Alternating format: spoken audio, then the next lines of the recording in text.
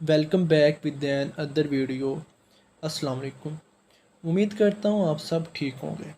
तो आज का हमारा टॉपिक है MMPI यानी कि मिनेसोटा मल्टीफेजिक पर्सनैलिटी इन्वेंटरी।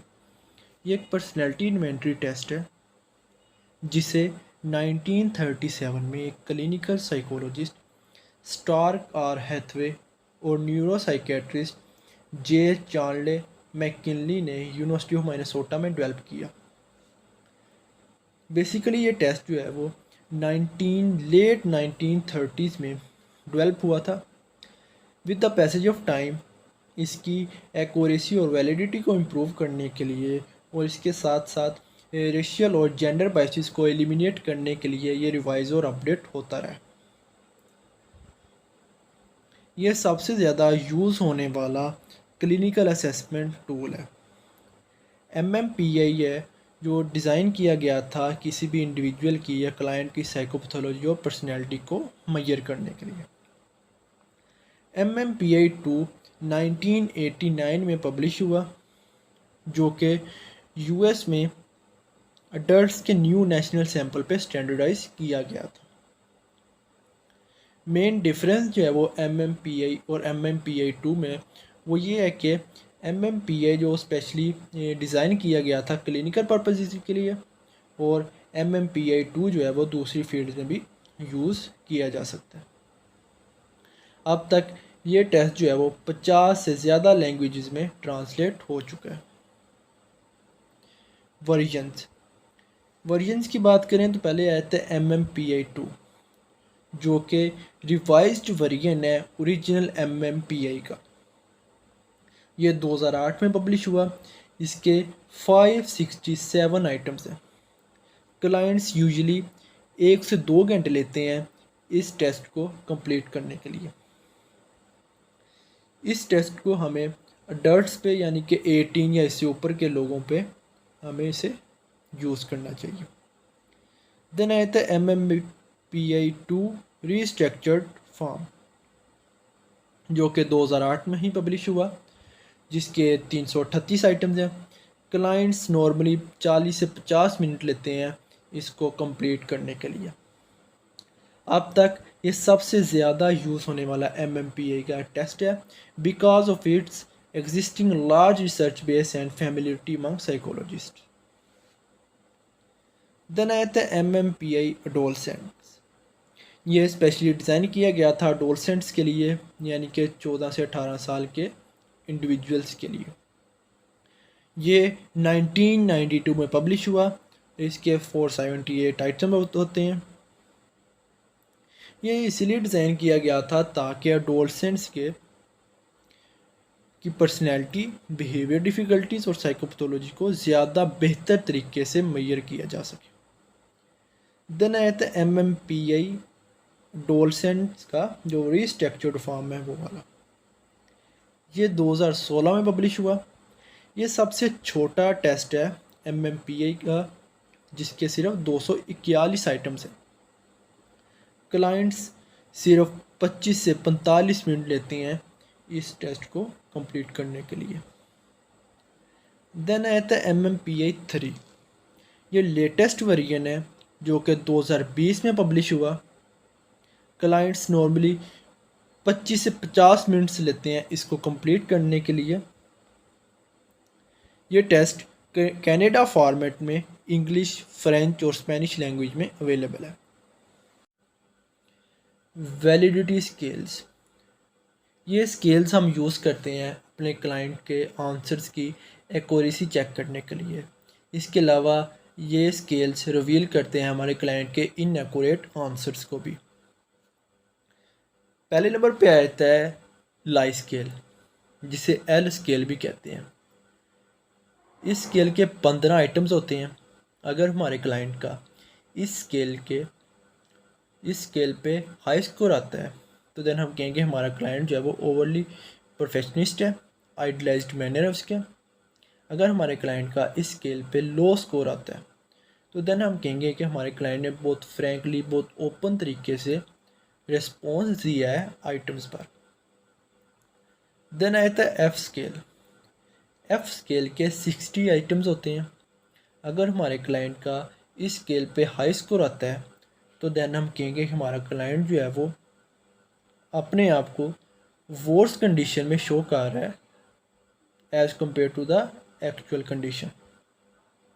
अगर क्लाइंट बहुत ज़्यादा आइटम जो हैं उसके वो इनकरेक्ट हो जाएं तो देन हमारा जो टेस्ट है वो इनवैलिड हो जाता है।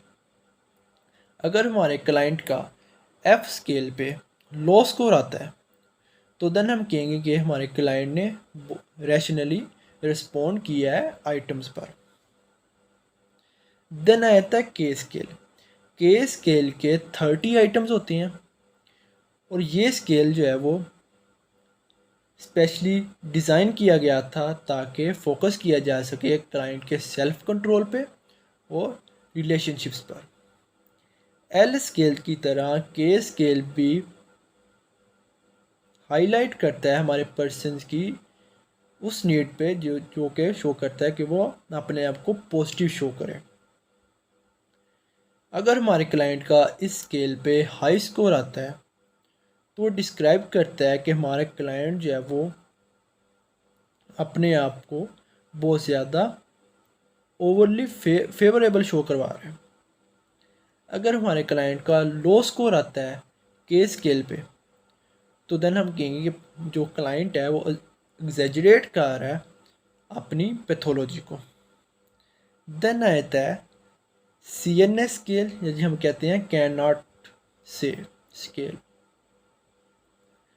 कि वो वाले आइटम्स जो क्लाइंट ने आंसर नहीं किए खाली छोड़ दिए हैं। अगर हमारा क्लाइंट 30 से ज़्यादा आइटम्स जो हैं वो उनको खाली छोड़ देता है, उनको आंसर नहीं करता, तो देन हमारा जो टेस्ट है वो इनवैलिड हो जाता है। देन आते हैं क्लिनिकल स्केल्स। क्लिनिकल स्केल्स में पहले नंबर पे आता है हाइपोकॉन्ड्रियासिस। हाइपोकॉन्ड्रियासिस को हम हेल्थ एंजाइटी या इलनेस एंजाइटी डिसऑर्डर भी कहते हैं। इस स्केल के 33 आइटम्स होते हैं। ये स्केल ओरिजिनली डिज़ाइन किया गया था ताकि डिस्टिंग्विश किया जा सके between the hypochondriasis and other types of psychiatric patients. अगर हमारे क्लाइंट का इस स्केल पे हाई स्कोर आता है तो वो क्लाइंट जो है वो उसको हाइपोकॉन्ड्रियासिस हो सकती है। उसके साथ साथ वो क्लाइंट इनर्जेटिक हो सकता है, इमेच्योर हो सकता है, पेसिमिस्टिक हो सकता है और वो पैसिव अग्रेशन शो करता है। देन आता है कि अगर हमारे क्लाइंट का इस स्केल पे लो स्कोर आए तो देन हम कहेंगे उसके अंदर हाइपोकॉन्ड्रियासिस जो है वो उसको इस किस्म का कोई मसला नहीं है। देन आता है डिप्रेशन। डिप्रेशन स्केल के 60 आइटम्स होते हैं। अगर हमारे क्लाइंट का इस स्केल पे हाई स्कोर आए तो हम कहेंगे कि हमारे क्लाइंट की डिप्रेसिव फीलिंग्स हैं, फिज़िकल स्लोनेस है, मेंटल एपैथी है, उसको फिज़िकल मेल फंक्शनिंग है उसकी। अगर उसका डिप्रेशन वाले स्केल पे लो स्कोर आए तो देन हम कहेंगे कि उसके अंदर एब्सेंस ऑफ डिप्रेशन है, वो क्लाइंट जो है बहुत चीयरफुल है, ऑप्टिमिस्टिक है, अलर्ट है, एक्टिव है। देन आता है हिस्टेरिया। हिस्टेरिया स्केल के 60 आइटम्स होते हैं। ये स्केल ओरिजिनली डिज़ाइन किया गया था ताकि आइडेंटिफाई कर सकें उन पेशेंट्स को जिनके अंदर साइकोलॉजिकली बेस्ड सेंसी या मोटर डिसऑर्डर डेवलप हुआ है। अगर हमारे क्लाइंट का इस स्केल पे हाई स्कोर आता है तो देन हम कहेंगे कि उस क्लाइंट के अंदर specific functional related somatic complaint हो सकती हैं। वो क्लाइंट जो है वो यूजुअली एक्सपीरियंस करता है लो लेवल ऑफ एंजाइटी या टेंशन को। अगर हमारे क्लाइंट का हिस्टेरिया वाले स्केल पे लो स्कोर आता है तो देन हम कहेंगे हमारा क्लाइंट जो है वो नैरो माइंडेड है, सोशली आइसोलेटेड है, कन्वेंशनल है, कॉन्स्ट्रिक्टेड है। देन आता है साइकोपैथिक डेविएट। इस स्केल के 50 आइटम्स होते हैं। ये स्केल इसलिए डिज़ाइन किया गया था ताकि एक्सेस कर सकें उन पर्सनस को या पर्सनस की general level of social adjustment को। अगर हमारे क्लाइंट का इस स्केल पे हाई स्कोर आता है तो उस क्लाइंट को जो पर्सन अथॉरिटी के अंदर होते हैं उनके साथ प्रॉब्लम्स वगैरह हो सकती हैं। उस क्लाइंट को फ्रीक्वेंट मैरिटल और वर्क की डिफ़िकल्टीज हो सकती हैं, पुअर टॉलरेंस हो सकता है उस क्लाइंट का। अगर हमारे क्लाइंट का इस स्केल पे स्कोर जो है 45 से बिलो हो सकता है, बिलो आए 45 से बिलो आए, तो हम कहेंगे हमारा क्लाइंट जो है वो ओवर कंट्रोल्ड है, सेल्फ क्रिटिकल है, रिजिड है, कन्वेंशनल है। देन आता है मैस्कुलिनिटी फेमिनिटी स्केल। इस स्केल के 55 आइटम्स होते हैं। ये स्केल ओरिजिनली डिज़ाइन किया गया था ताकि आइडेंटिफाई कर सकें उन इंडिविजुअल्स को जिनको जिनकी होमोसेक्सुअल फीलिंग्स होती है, या उनके उनको आइडेंटिफाई किया जा सकता है जिनको जेंडर आइडेंटिटी कन्फ्यूजन होता है। अगर हमारा क्लाइंट मेल है और उसका हाई स्कोर आता है स्केल पे, तो देन हम कहेंगे कि वो जो मेल क्लाइंट है वो शाई हो सकता है, इमोशनल हो सकता है, क्यूरियस हो सकता है, क्रिएटिव है, with the widely range of intellectual interest. अगर हमारा क्लाइंट मेल है और उसका लो स्कोर आता है इस स्केल पे, तो देन हम कहेंगे उसके अंदर लेक ऑफ ओरिजिनलिटी हो सकती है, नैरो इंटरेस्ट है उसके, इम्पर्सनल हो सकता है। और अगर हमारी क्लाइंट जो है वो फीमेल है और उसका इस स्केल पे हाई स्कोर आता है, तो देन हम कहेंगे she is likely to have masculine interest और एक्टिविटीज़। और अगर हमारे क्लाइंट फीमेल ही है, उसका इस स्केल पे लो स्कोर आता है, तो देन हम कहेंगे कि वो क्लाइंट जो है हमारी वो इमोशनल है, ठीक है। वो एक बैलेंस्ड व्यू रखती है जेंडर रोल के हवाले से, बिहेवियर के हवाले से। देन आता है पैरानोया। पैरानोया स्केल के टोटल 40 आइटम्स होते हैं। ये स्पेशली डिज़ाइन किया गया था आइडेंटिफाई करने के लिए पैरानोइड कंडीशंस को, पैरानोइड स्टेट्स को, आइडियाज़ ऑफ रेफरेंस को, डिल्यूशनल बिलीफ्स को, सस्पिशियसनेस को, ग्रैंडियोसिटी को, सेल्फ बिलीफ्स को, इंटरपर्सनल रिजिडिटी को। अगर हमारे क्लाइंट का स्कोर जो है वो इस स्केल पे हाई आता है, तो देन हम कहेंगे वो हाईली सस्पिशियस है, रिसेंटफुल है, एंग्री है। अगर हमारे क्लाइंट का स्कोर इस स्केल पे लो आता है, तो हम कहेंगे वो क्वाइट बैलेंस्ड है, सेल्फ सेंटर्ड पर्सन है, नैरो रेंज ऑफ इंटरेस्ट है उस क्लाइंट के। देन आता है साइकस्थीनिया। साइकस्थीनिया स्केल के 48 आइटम्स होते हैं। ये स्केल स्पेशली डिज़ाइन किया गया था मेजर करने के लिए सिंड्रोम ऑफ साइकस्थीनिया। इसके अलावा ये स्केल डिज़ाइन किया गया था मेजर करने के लिए कंपल्शंस को, ऑब्सेशंस को, अनरीजनेबल फियर्स को, एक्सेसिव डाउट्स को। अगर हमारे क्लाइंट का स्कोर जो है वो इस स्केल पे हाई आता है, तो देन हम कहेंगे हमारा क्लाइंट जो वो एप्रीहेंसिव है, वरिंग है, परफेक्शनिस्टिक है, या उसको बहुत ज़्यादा wide variety of superstitious fears होते हैं। अगर हमारे क्लाइंट का इस स्केल पे लो स्कोर आता है, तो देन हम कहेंगे कि वो रिलैक्स्ड है, वार्म है, चेयरफुल है, फ्रेंडली है, अलर्ट है, सेल्फ कॉन्फिडेंट है। देन आता है स्किज़ोफ्रेनिया। स्किज़ोफ्रेनिया के टोटल 78 आइटम्स होते हैं। ये स्केल स्पेशली डिज़ाइन किया गया था आइडेंटिफाई करने के लिए उन इंडिविजुअल्स को या उन लोगों को जो कि एक्सपीरियंस करते हैं स्किज़ोफ्रेनिया या स्किज़ोफ्रेनिया लाइक कंडीशंस को। अगर हमारे क्लाइंट का इस स्केल पे हाई स्कोर आता है, तो देन हम कहेंगे वो उसके अनयूजुअल बिलीफ्स हैं, अनकन्वेंशनल है, वो एक्सपीरियंस करता है डिफ़िकल्टीज कंसंट्रेट करने में या फोकस करने में, या वो अटेंशन नहीं दे पाता सही तरीके से।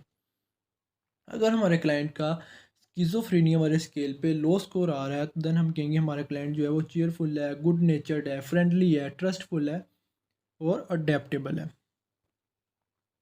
देन आता है हाइपोमेनिया। हाइपोमेनिया स्केल के टोटल 46 आइटम्स होते हैं। ये डिज़ाइन किया गया था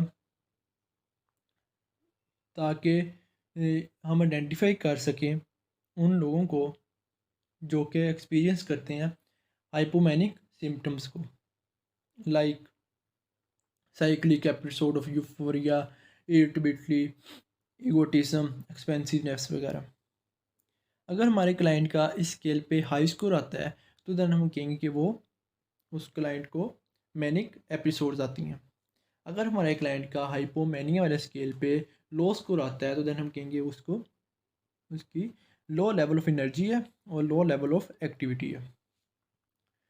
देन आता है social introversion. Social introversion scale के 70 आइटम्स होते हैं, और अगर हमारे क्लाइंट का इस स्केल पे हाई स्कोर आता है तो देन हम कहेंगे कि हमारा क्लाइंट जो वो शाई है, लिमिटेड सोशल स्किल्स हैं उसके, वो अनकंफर्टेबल फील करता है किसी सोशल इंटरेक्शन में, विड्रा करता है इंटरपर्सनल सिचुएशन से।